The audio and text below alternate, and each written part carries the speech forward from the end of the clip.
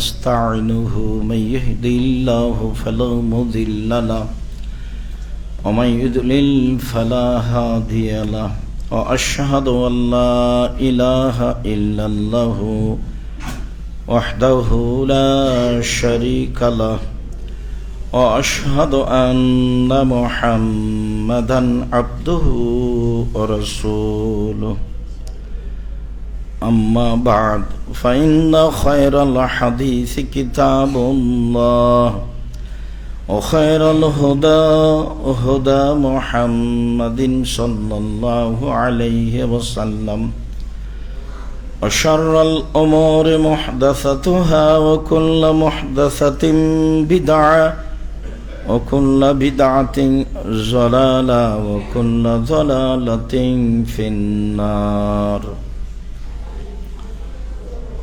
أعوذ بالله من الشيطان الرجيم. فيه رجال يحبون أن يتطهروا والله يحب المطهرين.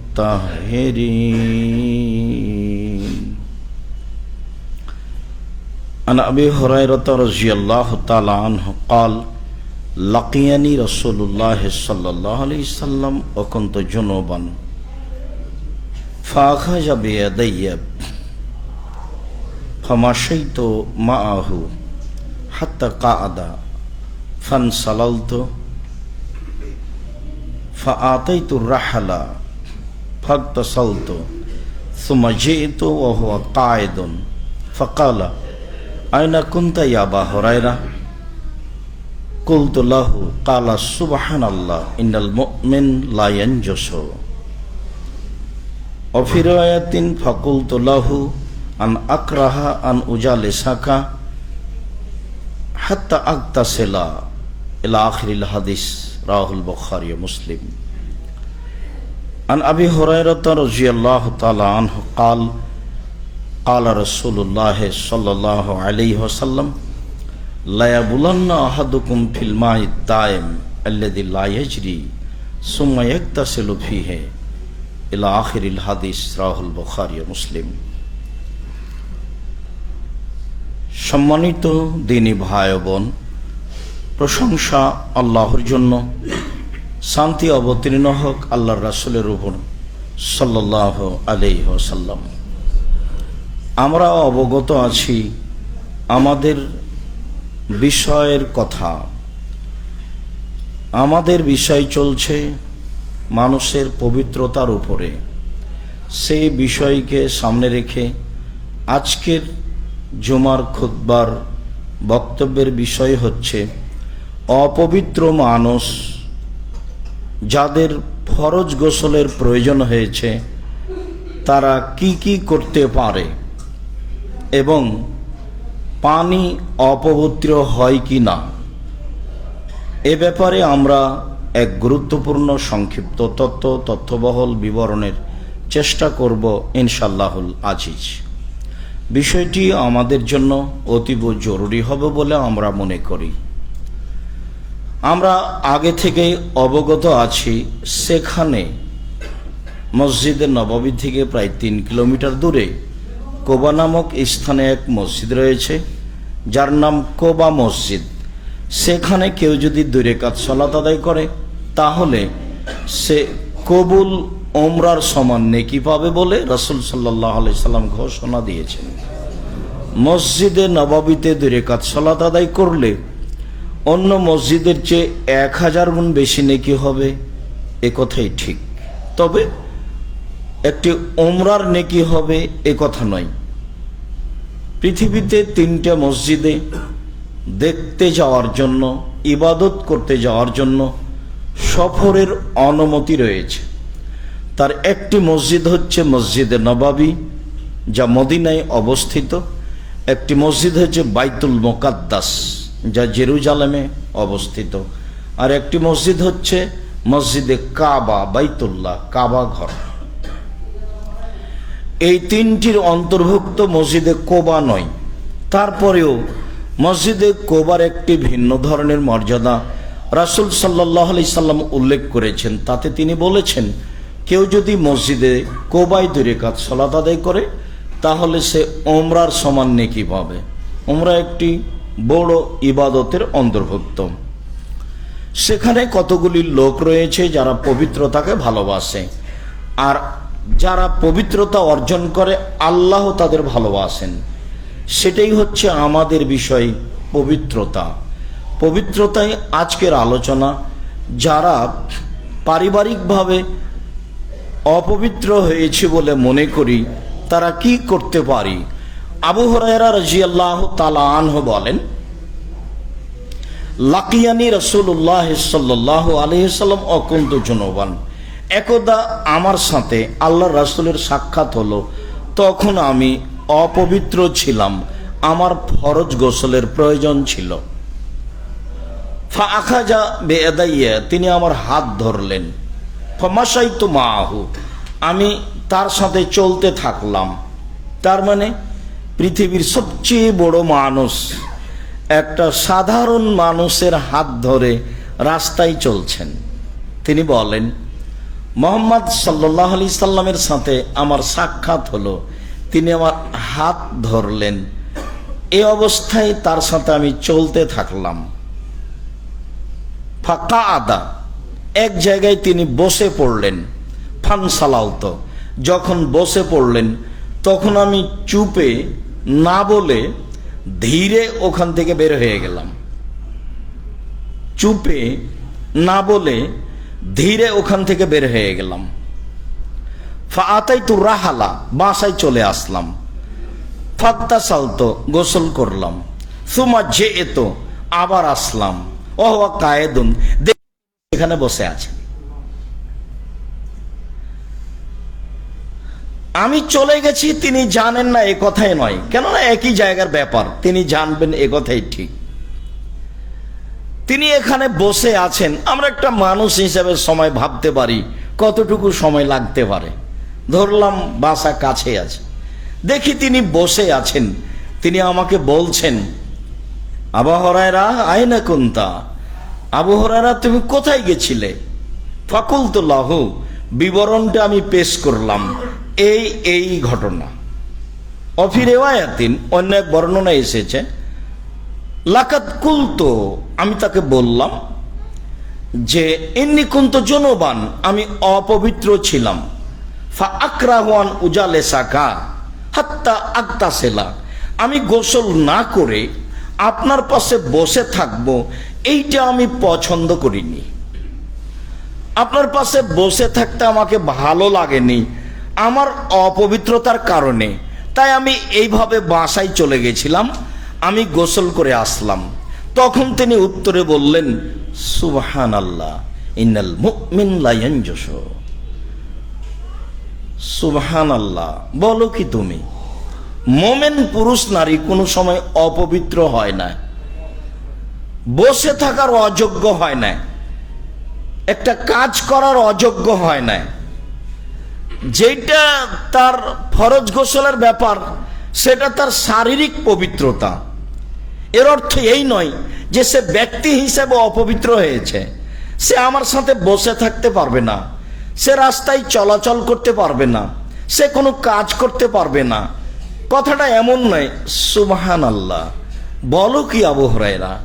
ইন্নাল মুমিন, নিশ্চয় মুমিন লা ইয়ানজুসু, কখনো অপবিত্র হয় না। এই কথা মুহাম্মদ সাল্লাল্লাহু আলাইহি সাল্লাম বললেন, হাদিস বুখারী মুসলিম। তাতে আমরা বুঝতে পারলাম যে অপবিত্র অবস্থায় ইবাদত হিসেবে যা নিষিদ্ধ আছে, এছাড়া চলাচলে, কাজকর্মে, উঠা বসায় কোনোটাতে এই কর্মের কারণে নিষিদ্ধ নয়, কোনোটাই নিষিদ্ধ নয়। আব্দুল্লাহ ইবনে উমর বলেন, যাকার উমর ইবনুল খাত্তাব লিরাসূলিল্লাহ সাল্লাল্লাহু আলাইহি সাল্লাম আন্নাহু তুসিবহুল জানাবা মিনাল লাইলে, ভাবে মনে হচ্ছে যে সফরের ব্যাপার। ওমর রাদিয়াল্লাহু তাআলা আল্লাহর নবীকে বললেন, আল্লাহর নবী, আমি অপবিত্র, আমার ফরজ গোসলের প্রয়োজন। তিনি এইভাবে বললেন যে তুসিবহু আল জানাবা, তাকে অপবিত্রতা লেগেছে, তার গোসলের প্রয়োজন। তখন রাসূল সাল্লাল্লাহু আলাইহি সাল্লাম বললেন, তাওয়াদ্দা, ওযু করে নাও, অক্সেল যাকারাকা, পুরুষাঙ্গ ধুয়ে ফেলো, সুম্মা নাম, তারপর ঘুমিয়ে যাও। উম্মু সালমা রাদিয়াল্লাহু তাআলা আনহা বলেন, কানান নবী সাল্লাল্লাহু আলাইহি সাল্লাম এজনব, আল্লাহর নবী অপবিত্র হতেন, সুমাইয়া নামো, তারপর ঘুমাতেন, সুমাইয়ান তাবেহ, তারপর জাগতেন, সুমাইয়া নামো, তারপর ঘুমাতেন। কোন এক পর্যায়ে ফজরের আজানের সময় গোসল করতেন। যেখানে এসেছে বুখারী মুসলিমের হাদিসে যে আজান হয়ে গেছে, তখন তিনি অপবিত্র, তখন তিনি গোসল করলেন, সিয়াম থাকলেন। ও দিয়ে বলা হয়েছে যে অপবিত্রতার কারণে, রাতের অপবিত্রতার কারণে, গোসল না হওয়ার কারণে সিয়াম ধরার কোনো সমস্যা নেই, সিয়াম পালনের কোনো সমস্যা নেই। যা বলছিলাম, উম্মু সালমা রাদিয়াল্লাহু তাআলা আনহা বলেন, আল্লাহর নবী অপবিত্র অবস্থায় ঘুমাতেন, জাগতেন, ঘুমাতেন, এক সময়ে তিনি গোসল করতেন। বোঝা যাচ্ছে অপবিত্র অবস্থায় ঘুমানো যায়, তবে কিছু কাজ আছে। আয়েশা রাদিয়াল্লাহু তাআলা আনহা বলেন, কানান নবী সাল্লাল্লাহু আলাইহি সাল্লাম ইযা কানা জুনুবান, আল্লাহর নবী যখন নিজে অপবিত্র হতেন, ফাআরাদা ইয়ানামা ইয়াকুলা, এরপরে যখন তিনি ঘুমাতে চাইতেন বা কিছু খেতে চাইতেন, গোসল করেননি, তিনি ঘুমাতে চাইতেন বা কিছু খেতে চাইতেন, ফায়াতাওয়াদ্দা ওযুআহু লিস-সালাতে, তখন তিনি সালাতের ওযু করে নিতেন। বাস, এখন ইবাদত নিষিদ্ধ সালাত, সেইটা ব্যতীত সব চলবে। এখন খাবে, এখন কাজ করবে, এখন ঘুমাবে, এটাই শরীয়ত। হাদিস সব ধারাবাহিক বুখারী মুসলিম। আয়েশা রাদিয়াল্লাহু তাআলা আনহা বলেন, আল্লাহর নবী অপবিত্র হওয়ার পর তিনি খাওয়ার ইচ্ছা করলে, ঘুমানোর ইচ্ছা করলে ওযু করে নিতেন, তারপরে তিনি ঘুমাতেন। আবু সাঈদ খুদরি রাদিয়াল্লাহু তাআলা আনহু বলেন, রাসূল সাল্লাল্লাহু আলাইহি ওয়াসাল্লাম বলেছেন, ইযা আতা আহাদুকুম লিআহলিহি, মানুষ যদি কেউ তার পারিবারিক সাংসারিক স্ত্রী মিলনে যায়, সুম্মা আরাদা ইয়াউদা, এরপরে যদি সে আবারও গোসল না করে দ্বিতীয়বার মিলিত হতে চায়, ফালইয়াতাওয়াদ্দা বাইনাহুমা ওযুয়ান, তাহলে সে যেন মধ্যে ওযু করে নেয়। আরো একাধিক হাদিসে প্রমাণ হবে ওযু ছাড়াই সাংসারিক জীবন চলছে। তবে ওখানে একটা কথা স্পষ্ট হবে, এখানে ওযু করার জন্য বলা হলো। আনাস রাদিয়াল্লাহু তাআলা আনহু বলেন, কানান নবী সাল্লাল্লাহু আলাইহি সাল্লাম ইয়াতুফু আলা সাইর নিসাই বিগসলিন ওয়াহিদিন, আল্লাহর নবী তার সকল স্ত্রীর নিকটে যেতেন এক গোসলে, একবার পবিত্রতার মাধ্যমে সব স্ত্রীর নিকটে যেতেন বলে আনাস রাদিয়াল্লাহু তাআলা আনহু বলেন, হাদিস বুখারী মুসলিম। একসাথে 11 জন স্ত্রী ছিলেন, তবে স্ত্রী সংখ্যা 13 জন।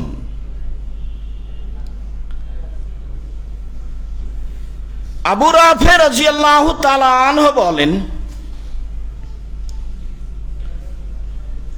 ইন্না রাসূলুল্লাহ সাল্লাল্লাহু আলাইহি সাল্লাম ইয়াতুফু আলা সাইর নিসাইহি ওয়া ইয়াগতাসিলু ইনদাহাজিহি ওয়া ইনদাহাজিহি, আল্লাহর নবী সব স্ত্রীর নিকটে যেতেন, গোসল করতেন এখানে, গোসল করতেন এখানে, মানে প্রত্যেক স্ত্রীর নিকটে গোসল করতেন।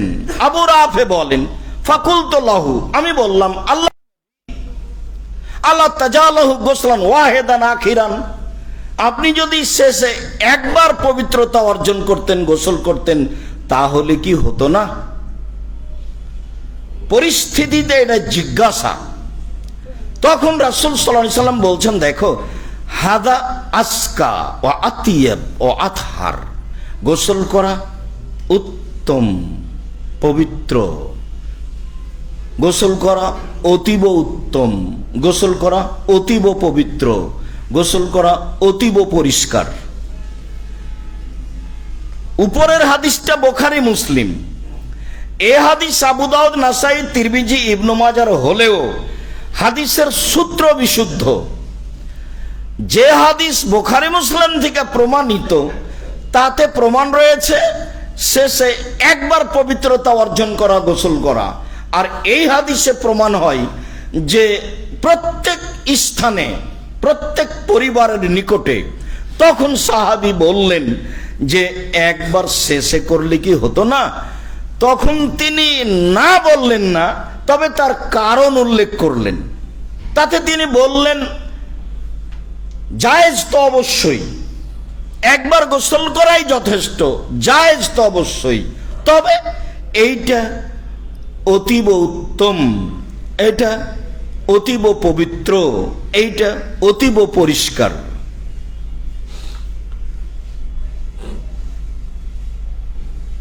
ইবনে আব্বাস রাদিয়াল্লাহু তাআলা আনহু বলেন, ইকতাসালা বাজু আজিজিন নবী সাল্লাল্লাহু আলাইহি ওয়াসাল্লাম ফি জাফনাতিন। আল্লাহর নবীর কোন স্ত্রী একটা বালতিতে পানি ছিল বা একটা বড় পাত্রে পানি ছিল, সেই পানিতে গোসল করেন। সুম্মা আরাদান নবী সাল্লাল্লাহু আলাইহি ওয়াসাল্লাম ইয়াতাওয়াদ্দা মিনহু। এরপর আল্লাহর নবী সেই পানিতে অজু করার ইচ্ছা পোষণ করলেন। গোসল করার পরে এখনো পাত্রে পানি আছে, তখন তিনি গোসল করার ইচ্ছা পোষণ করলেন। তখন তার স্ত্রী বললেন, ইয়া রাসূলুল্লাহ ইন্নী কুনতু জুনুবান, আমি তো অপবিত্র ছিলাম, আমি অপবিত্র অবস্থায় পবিত্রতার ইচ্ছায় আমি গোসল করেছি এই পানিতে, আপনি সেই পানিতে গোসল ওযু করতে যাচ্ছেন? তখন আল্লাহ রাসূল বললেন যে ইন্নাল মা লা ইয়াজনুস, নিশ্চয়ই পানি অপবিত্র হয় না। তাহলে যেই পানিতে আপনি ফরজ গোসল করেছেন পাত্রে আছে, আপনার গোসল করার কারণে সে পানি অপবিত্র হয়ে গেছে তা নয়। তবে অবশ্যই আপনার গোসল যেন রাসূল সাল্লাল্লাহু আলাইহি ওয়াসাল্লামের পদ্ধতি সুন্নাত মতো অজুর মাধ্যমে হয়ে থাকে।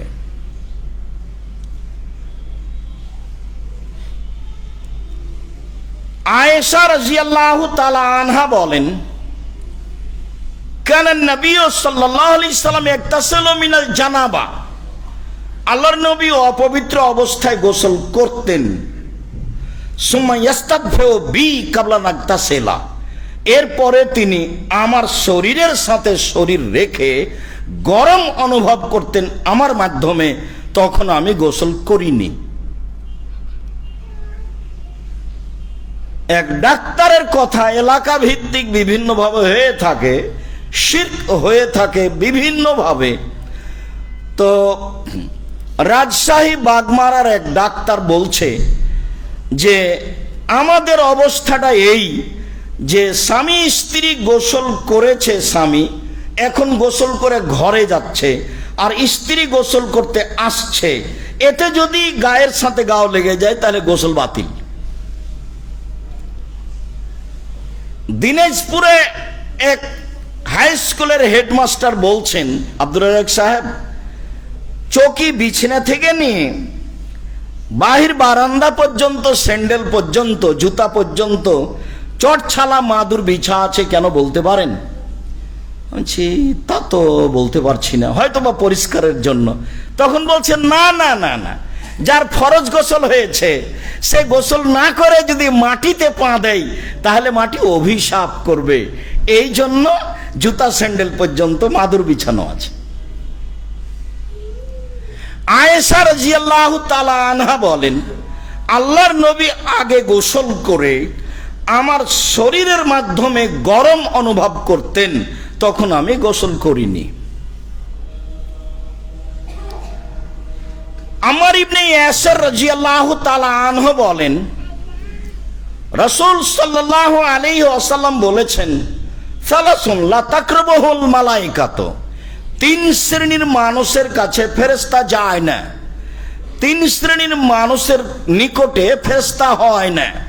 এক, জিফাতুল কাফের, অপবিত্র অমুসলিমের লাশের পাশে, অমুসলিমের লাশের পাশে, অমুসলিমের নিকটে অমুসলিম মৃত ব্যক্তির পাশে যায় না।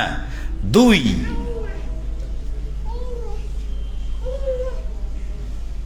অবিল খালুক, এক ধরনের সেন্ট আছে, সে সেন্ট ব্যবহার করলে ফেরেশতা তার কাছে যায় না। খালুক জাতীয় সেন্ট, আতর ব্যতীত যত মাধ্যম আছে সেন্টের সব পরিহার করা উচিত। যেগুলো আসলেই আতর, আতর ব্যবহার করা তো সুন্নাত, যা এইখানে জুমা চালু হওয়ার পরে বলা হয়েছে যে রাসূল সাল্লাল্লাহু আলাইহি ওয়াসাল্লাম বলেছেন, মান গাসসালা ওয়াগতাসালা, যে নিজে গোসল করলো স্ত্রীকে করালো, লাবেসা মিন আহসানি সিয়াবিহি, তারপর জুমার দিনের জন্য ভালো কাপড় পরলো, ও মাসসা মিন তিবিনিন কানা ইনদাহু, আর যদি আতর থাকে তাহলে গায়ে লাগালো, তারপর পায়ে হেঁটে মসজিদে গেল, কারো কাঁধ ডিঙ্গিয়ে আগে গেল না, তাহলে এ যেতে লেগে যতবার পা ফেলেছে প্রত্যেক পা সমান। 1 বছরের তাহাজ্জুদ আর 1 বছরের সিয়াম পালন করলে জানে কি হয় তাই হবে। নেকির অভাব নাই, ধরে কে? সূরা ইখলাস 3 বার পড়লে 1 বার কোরআন মাজিদ পড়ার সমান নেকি হয়। নেকির অভাব নাই, ধরে কে? মান সম্মান জান্নাতে বাড়িয়ে দেওয়ার অভাব নাই, কিন্তু নেয় কে? নেওয়াটা তো একটা ব্যাপার আছে, কেননা না নিলে তো হবে না। যখন ইবলিস বলল, আল্লাহ যখন ইবলিসকে বললেন যে তুই সরে যা, তো ইবলিস বলল ঠিক আছে, তা আমাকে একটা সময় দেন কিয়ামত পর্যন্ত বেঁচে থাকার। তা আল্লাহ বললেন যে একটা সময় দিলাম, তখন ভাষাটা আল্লাহ কিয়ামত পর্যন্ত বললেন না, আচ্ছা একটা সময় দিলাম। যেমনই সময় পেয়েছে তেমন বলছে, তোমার মর্যাদার কসম, তোমার সম্মানের কসম, আমি আদম সন্তানের দেহে যতদিন শ্বাস থাকবে লাউবিয়ান না, আমি তাকে ভুল পথে নিয়ে যাবই যাবই যাবই, এটা আমার দৃঢ় প্রতিজ্ঞা। সে চূড়ান্ত ভাবে আল্লাহর সামনে ঘোষণা দিল, যার কারণে আল্লাহ তাআলা মাঝে মধ্যে তাকে খোলা শয়তান বলে, শত্রু বলে উল্লেখ করেছেন কোরআন মাজিদে। যে কোনো অন্যায় আমাকে আর আপনাকে দিয়ে করে না তো আর সহজ। সবচেয়ে বেশি পারে মহিলা দিয়ে, সবচেয়ে বেশি পারে টাকা দিয়ে। টাকা ইনকাম হলেই হলো, সে ব্যবসা যাই হোক, টাকা ইনকাম হলেই হলো, সে চাকরি যেটাই হোক, টাকা ইনকাম হলেই হলো, সেটা দিনমজুরি যেটাই হোক, দুই জায়গা দিয়েও বেশি ফাঁসাতে পারে মানুষকে। তখন আল্লাহ বলছেন, আমার সম্মানের কসম, আমার মর্যাদার কসম, আমার ইজ্জতের কসম, আদম সন্তান যতবার বলবে আমার ভুল হয়েছে ততবার আমি ক্ষমা করে দেব। তো তাহলে ক্ষমা চাওয়া কথাটা থেকে গেল না? যদি এভাবে বলতেন যে তুমি ভুল পথে নিয়ে যাবো, আমি মাফ করে দেব, তো বললেন আদম সন্তান যতবার আমার কাছে ক্ষমা চাইবে ততবার আমি কি করব? ক্ষমা করে দেব। তাহলে বলা বিষয়টা আমার থেকে গেল আমার আপনার জন্য।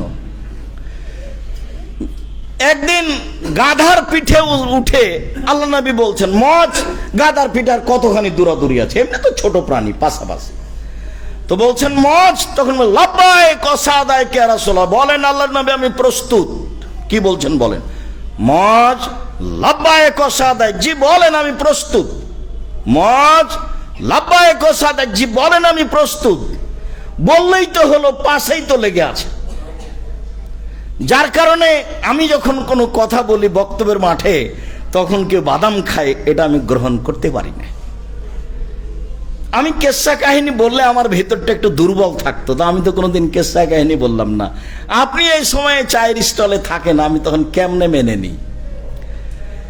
গাধার পিছনে আছে, কত প্রস্তুতির সাথে কথাটা বলছেন। বলতে পারো মজ, আল্লাহ আমাদের কাছে কি পান আর আমরা আল্লাহর কাছে কি পাই, এইটা কথা জিজ্ঞাসা। মজকে এটা জিজ্ঞাসা। তখন বলছেন আল্লাহ এবং আল্লাহর ভালো রাসূল ভালো জানেন, বলতে পারছি না।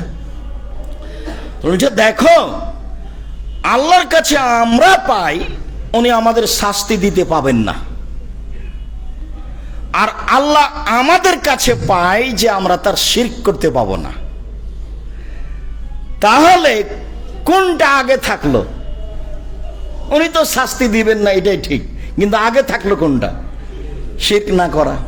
তারটা দিয়ে দিলে উনি তা আমাদেরটা দিয়ে দিবেন, তারটা দিয়ে দিলে উনি আমাদেরটা দিয়ে দিবেন।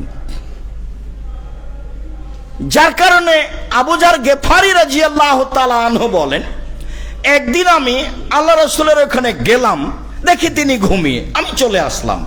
আবার গেলাম, দেখি তিনি জেগে। আমাকে দেখেই বলছেন, আবু যার গেফারি, যে ব্যক্তি অন্তর থেকে বলবে লা ইলাহা ইল্লাল্লাহ, সে জান্নাতে চলে গেছে। তখন আমি বললাম, জেনা করলে চুরি করলেও যাবে? বললেন, জেনা করলে চুরি করলেও যাবে। আমি বললাম, জেনা করলে চুরি করলেও যাবে? বললেন, জেনা করলে চুরি করলেও যাবে। বললাম, জেনা করলে চুরি করলেও যাবে?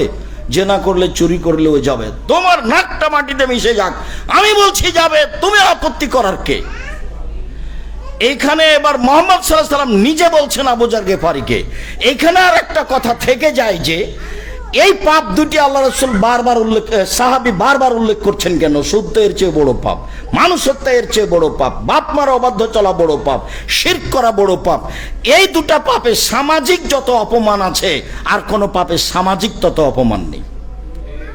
আজও জেনাই বন্যার মতো দেশে চলছে, এরপরেও এর বাস্তবতা যত খারাপ, কোন পাপের বাস্তবতা তত খারাপ নয়। চুরির বাস্তবতা যত খারাপ, চুরিতে চোরও চোরকে মারে, ওর বাস্তবতা যত খারাপ, কোন পাপের বাস্তবতা তত খারাপ নয়। যার কারণে বারবার এটা উল্লেখ করছেন। এরই সাথে আর এটা বুখারী মুসলিমের হাদিস, আরেকটা বুখারী মুসলিমের হাদিস বলি।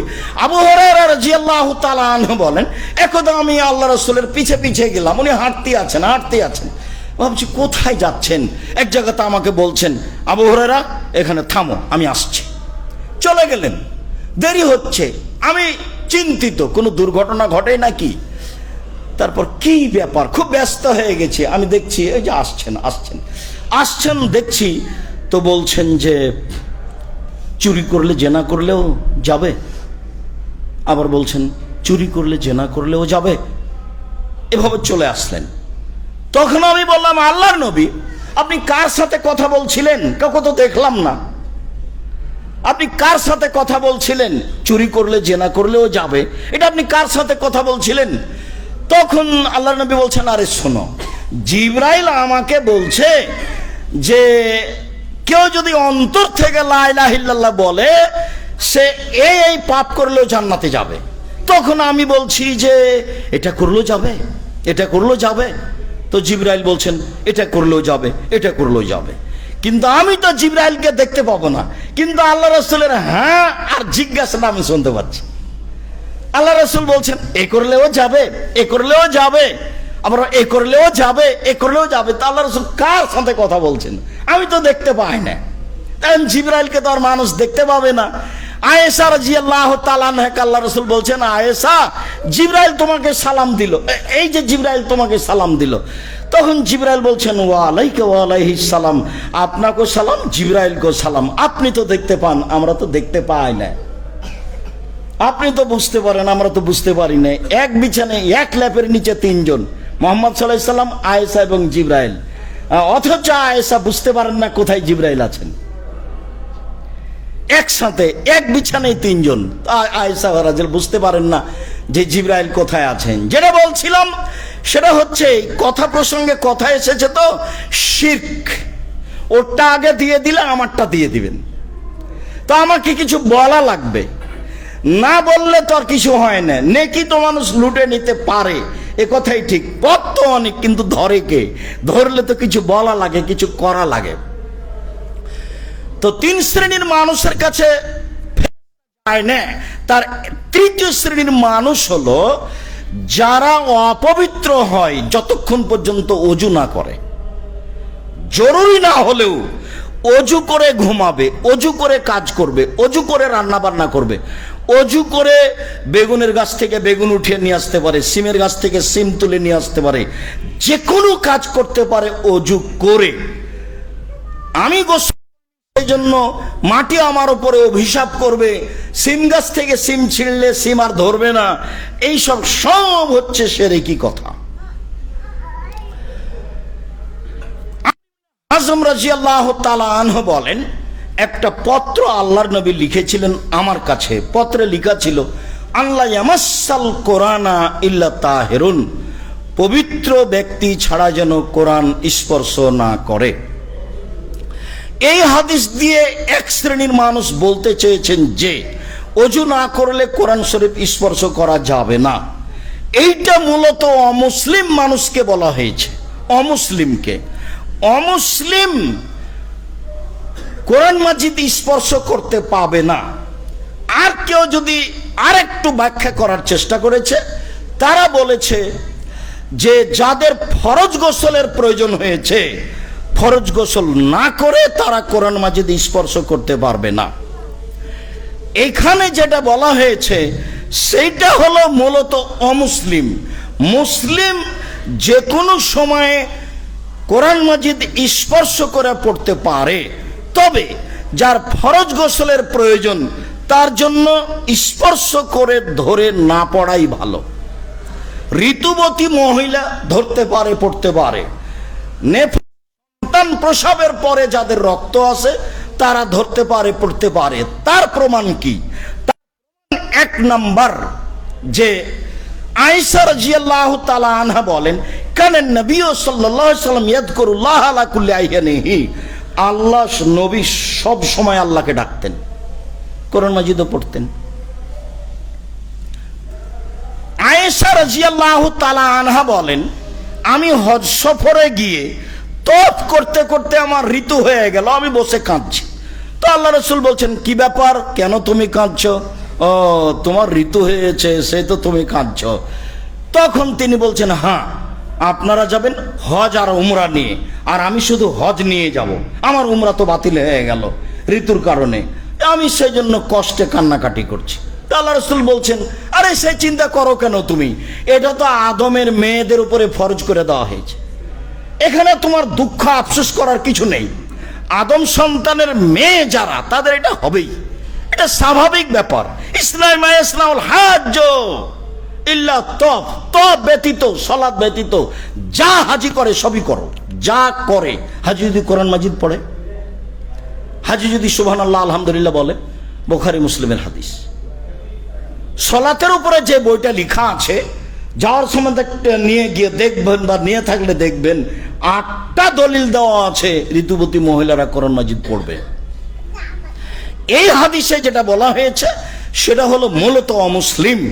এরপরে যেটা বলা হয়েছে, তাহলে যাদের ফরজ গোসলের প্রয়োজন আছে তারা ফরজ গোসল করেই কোরআন মাজিদ ধরে পড়বে। আর যদি করতে না পারে ঠান্ডার কারণে, তাহলে আপনার ওযু করে পড়বে। ওযু হচ্ছে গোসলের স্থানে, ওযুর স্থানে বুঝে আমল করার চেষ্টা করবে ইনশাআল্লাহ। আল্লাহুম্মা সাল্লি আলাইহি আল্লাহুম্মা বারিক আলাইহি।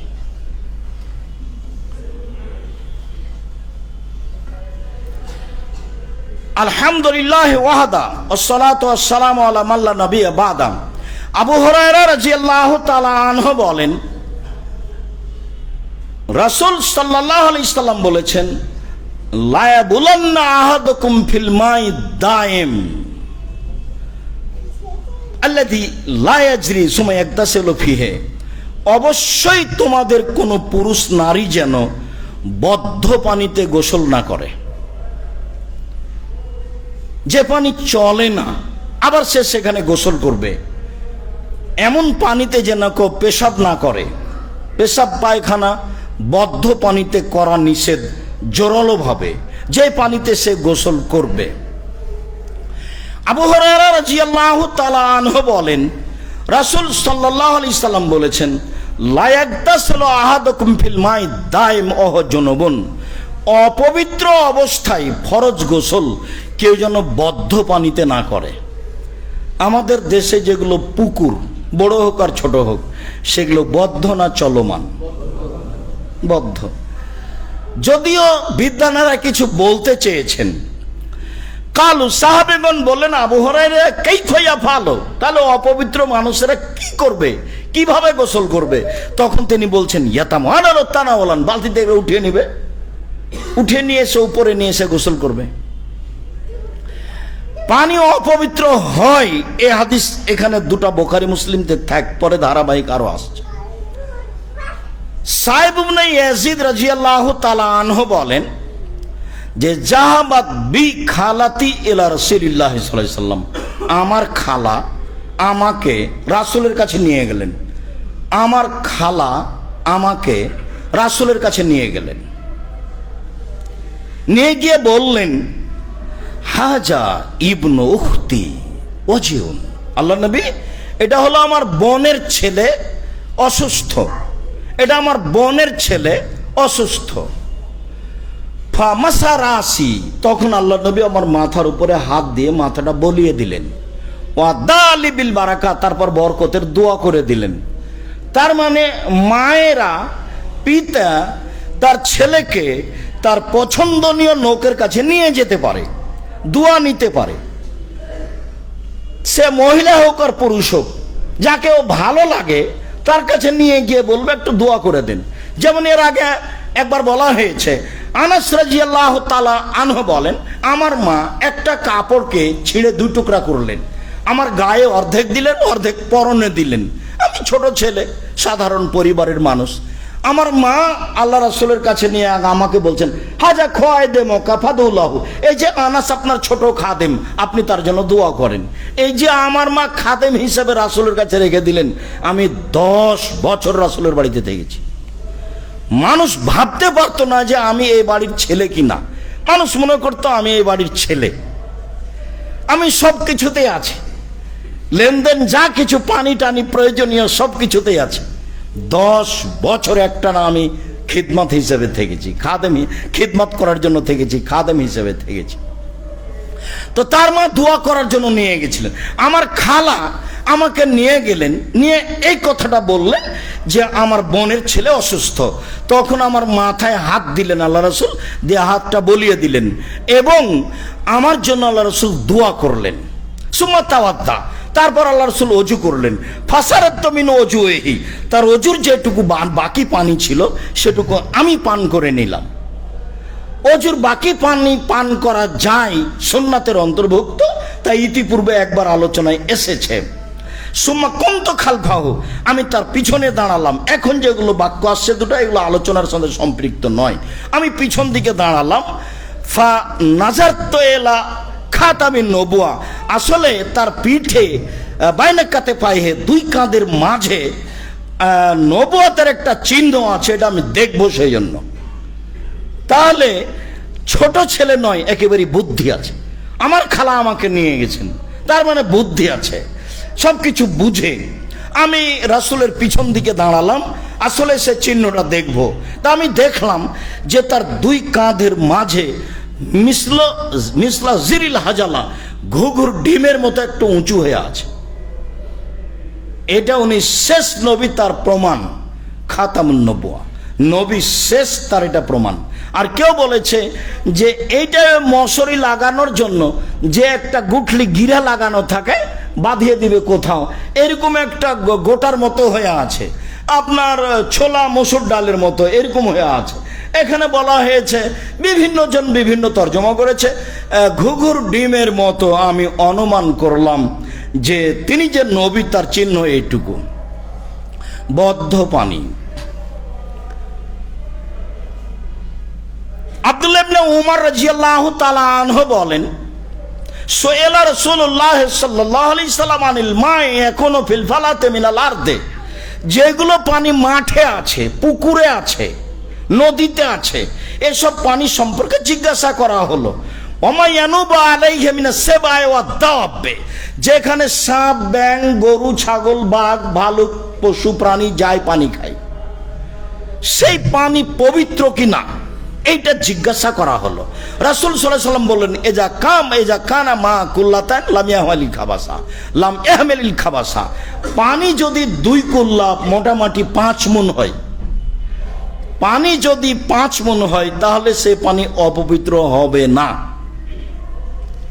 আরো হাদিস পড়ি তারপরে। পানি যদি 5 মুন হয়, তাহলে পানি অপবিত্র হবে না, হাদিস সহিহ। তারপরে আবার হাদিস।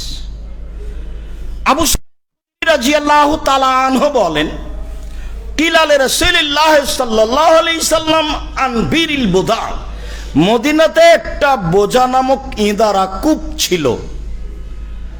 জিজ্ঞাসা হলো, হাল নাতাওয়াজ্জা মিন বীরে বোদা, আমরা কি মদিনার ওই বোজা নামক কূপ হতে পানি উঠিয়ে ওযু করতে পারি?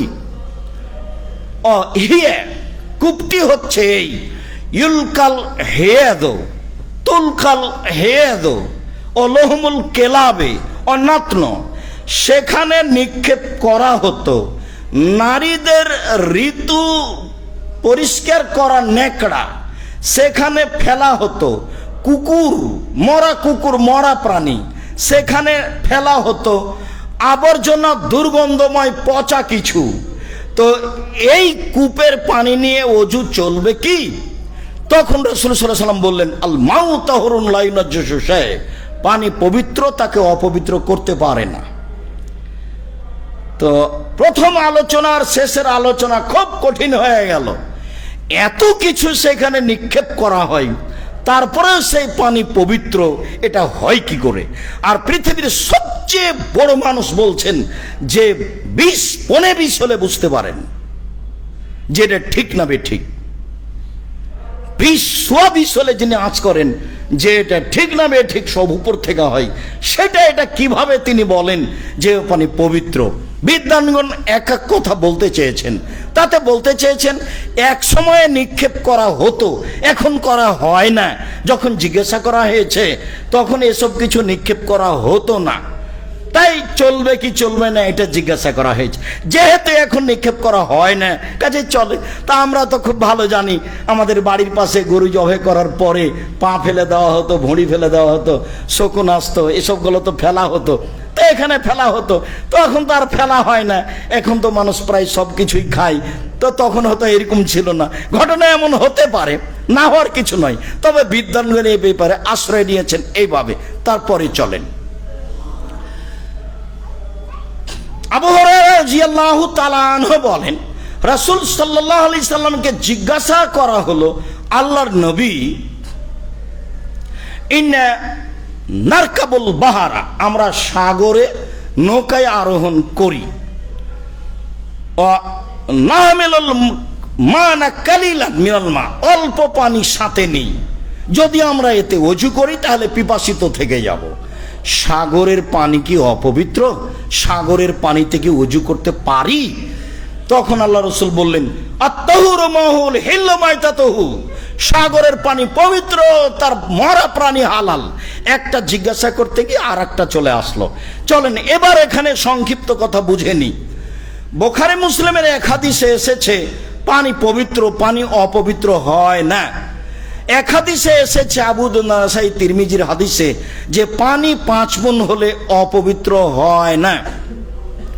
আবার একটি জয়ীফ হাদিসে এসেছে যে পানি অপবিত্র হয় না, তবে এদা গাইয়ারা রিহু আও তামহু আও লাউনুহু, যদি রং পরিবর্তন হয় অথবা গন্ধ দেখা যায় অথবা স্বাদ পরিবর্তন হয়ে যায়, তাহলে পানি অপবিত্র হয়।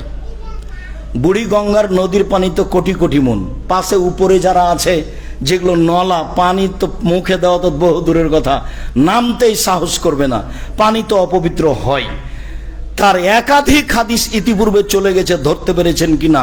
এক হাদিসে এসেছে যে এজাস্তাইকাজা আহাদুকুম মিন নাওমিহি ফালা ইয়াগমিসাদাহু, তোমাদের কোনো ব্যক্তি যদি ঘুম থেকে উঠে তাহলে হাত যেন পানিতে না ঢোকায়।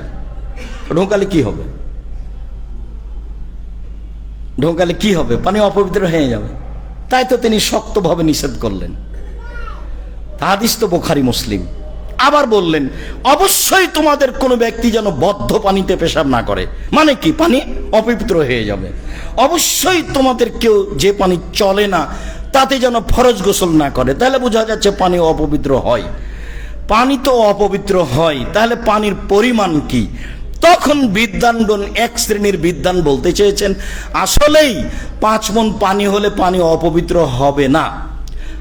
এক শ্রেণীর বিদ্বান বলতে চেয়েছেন আসলে যতক্ষণ পর্যন্ত রং স্বাদ গন্ধ পরিবর্তন হচ্ছে না ততক্ষণ পর্যন্ত পানি অপবিত্র হবে না। এক গিলাস পানিতে যদি এক ফোঁটা পেশাব পড়ে যায় তাহলে অপবিত্র দেখ কোনোটাই হবে না, রঙও পরিবর্তন হবে না, স্বাদও পরিবর্তন হবে না, গন্ধ আপনার এও হবে না, সবটাই ঠিক থাকবে, অথচ পানি অপবিত্র। আর আজ তো লক্ষ লক্ষ মন পানি অপবিত্র সেটা দেখতে পাচ্ছি। তাহলে সব হাদিসের সারমর্মে পানি অপবিত্র হয় এ কথাই ঠিক। যারা বলেছে যে সুচিন্তিত মানুষ যেটাকে অপবিত্র বলবে পানি সেটাই অপবিত্র, এটাই ঠিক। পানি তো অপবিত্র হয়, 2.5 মণ হলেও হয়, 1 গিলাস হলেও হয়।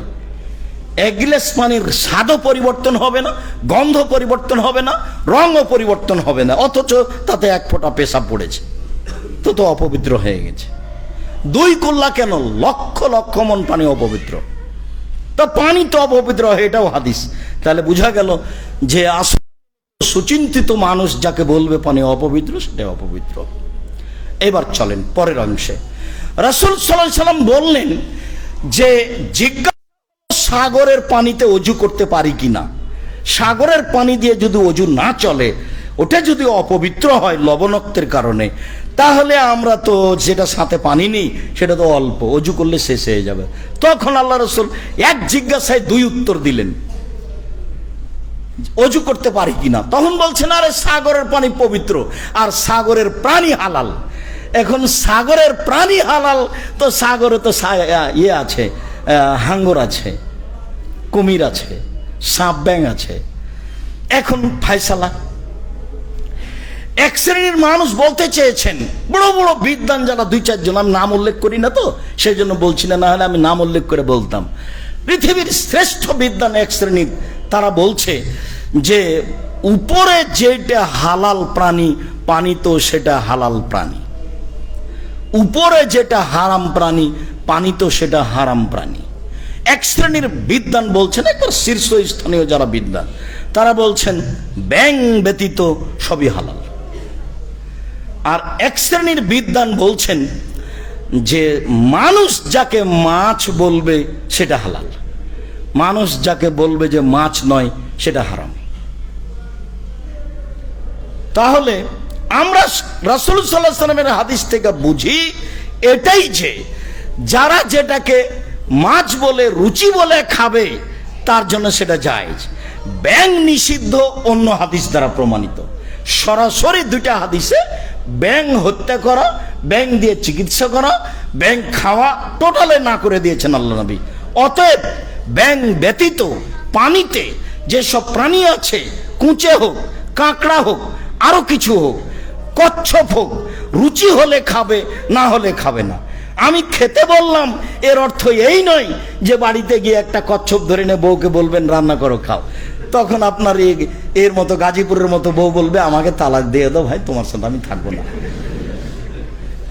আমি এগুলো করতে পারবো না, আমি এই সংসারও করবো না।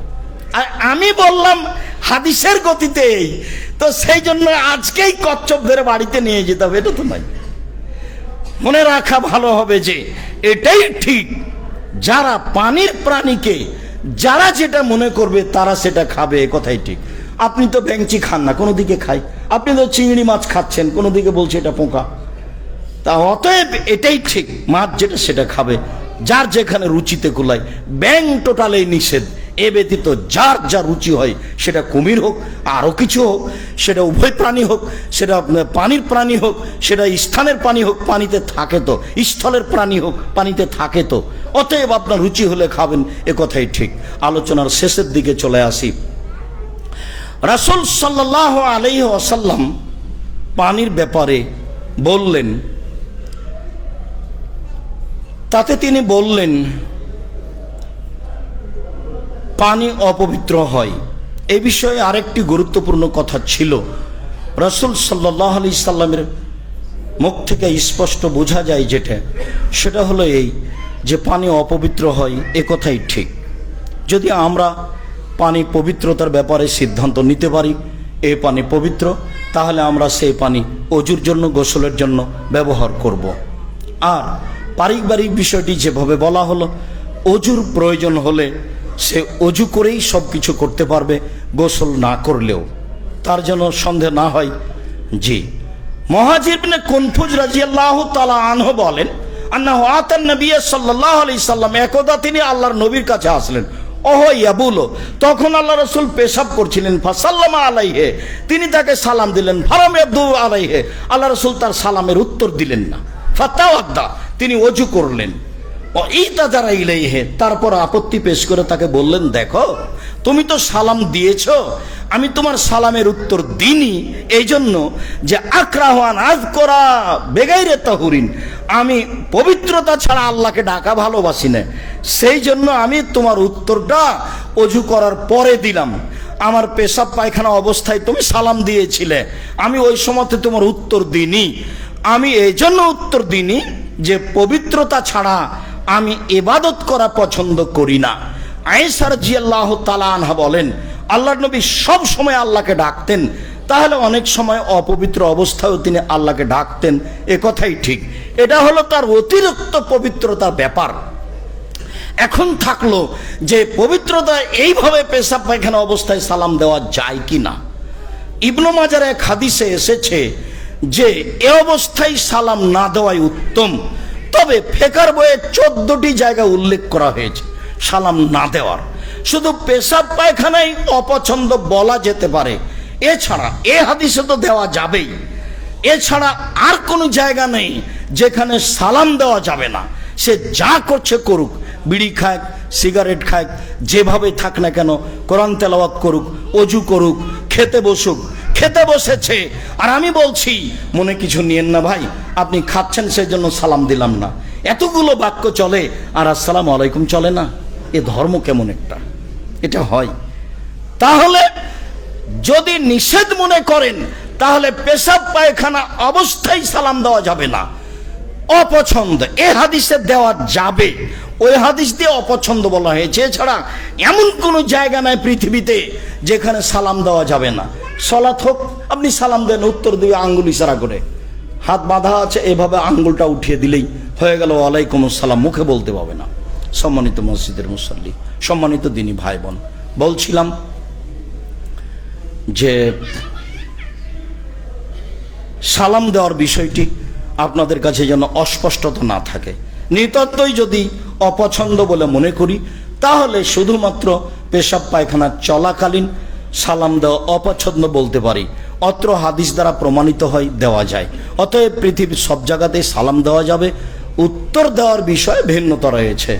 সলাতের অবস্থায় হলে হাতের আঙ্গুল দিয়ে ইশারা করবে, পেশাব পায়খানা অবস্থায় সালাম দিলে উঠে গিয়ে উত্তর দিবে, বাকি সব সময় যেভাবে উত্তর দেওয়ার সেভাবেই দিবে।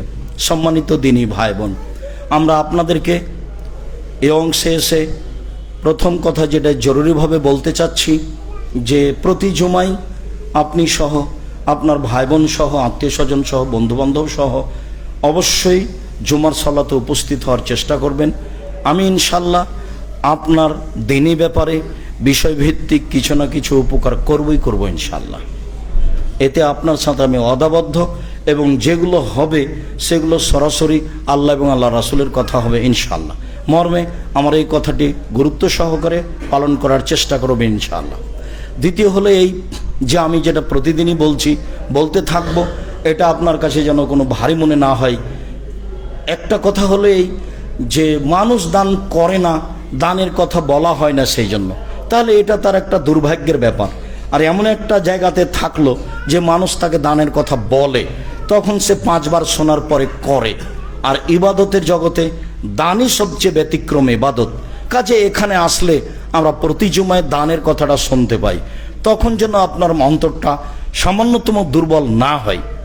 আপনি যেন আল্লাহকে সন্তুষ্ট করার আশায় কম থেকে কম, বেশি থেকে বেশি দান করতে পারেন। তবে মনটা খাটো করে দান করবেন না, মনটা বড় করে দান করবেন, তাহলে তার একটা নেকি আছে, তার সার্বিক সমস্যা আপনার থেকে দূরে সরে যাবে ধীরে ধীরে, এবং পথ আপনার জন্য বেঁচে থাকার সহজ হবে। সেটাই বড় মাধ্যম, সেটা হলো দান। তারপরে যেটা বলি, পারিবারিক ব্যাপারে আপনি খুব শক্ত হবেন।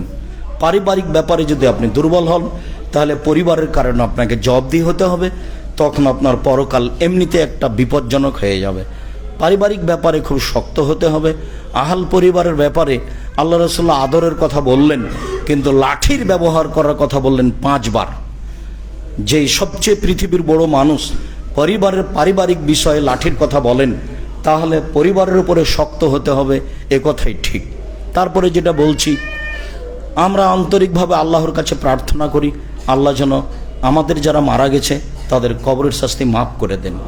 আল্লাহ, আমাদের যারা মারা গেছে তুমি তাদের কবরের শাস্তি মাফ করে দাও। আমরা যারা অসুস্থ, বাড়িতে হাসপাতালে, তুমি তাদের আরোগ্য দান করো।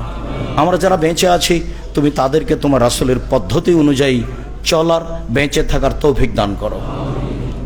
আল্লাহ, তুমি সর্বশক্তিমান, তোমার শক্তির কাছে আমরা আশ্রয় প্রার্থনা করে বলছি যে আমাদের দেশে তুমি নিরাপত্তা দাও।